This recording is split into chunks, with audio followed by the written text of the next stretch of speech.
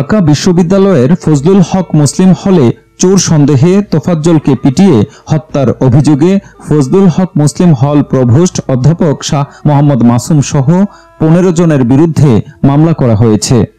ঢাকার metropolitan magistrate আক্তারুজ্জামানের আদালতে তোফাজ্জলের ফুফাতো বোন মোসাম্মদ আসমা আক্তার এই মামলার আবেদন করেন। আদালত মামলা গ্রহণ করে বলেছেন, বিশ্ববিদ্যালয় কর্তৃপক্ষ এই ঘটনায় শাহবাগ থানায় একটি মামলা করেছে। বাদীপক্ষকে ওই মামলা ফলো করতে বলেছেন আদালত। মামলার অপর আসামিরা হলেন জালাল মিয়া, সুমন মিয়া, ফিরোজ কবির, আব্দুস সামাদ, মুত্তাকিন শাকিন সাহা, আল হোসাইন সাজ্জাদ, ওয়াজিবুল আলম, আহসানুল্লাহ, ফজলে রাব্বি, ইয়ামুস জামান, রাশেদ কামাল অনিক, শাহরিয়ার কবির শুভন, মেহেদি হাসান ইমরান ও মোহাম্মদ সুলতান। আসামিরা সবাই ঢাকা বিশ্ববিদ্যালয়ের শিক্ষার্থী। গত 18 সেপ্টেম্বর সন্ধ্যায় হলে ক্রিকেট টুর্নামেন্ট চলছিল।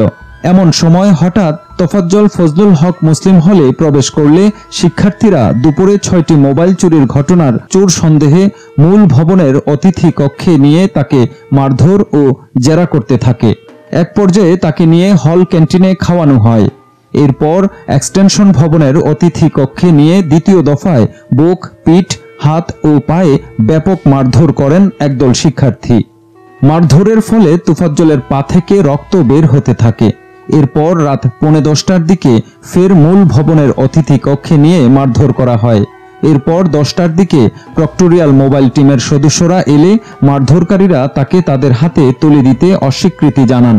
পরে কিছু শিক্ষার্থী ও কয়েকজন হাউস টিউটরের সহায়তায় তাকে প্রথমে শাহবাগ থানায় এবং পরে ঢাকা মেডিকেল কলেজ হাসপাতালের জরুরি বিভাগে নিয়ে গেলে দায়িত্বরত চিকিৎসক তাকে মৃত ঘোষণা করেন।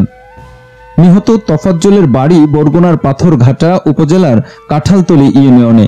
তিনি মানসিক ভারসাম্যহীনতায় ভুগছিলেন বলে প্রাথমিকভাবে জানা গেছে।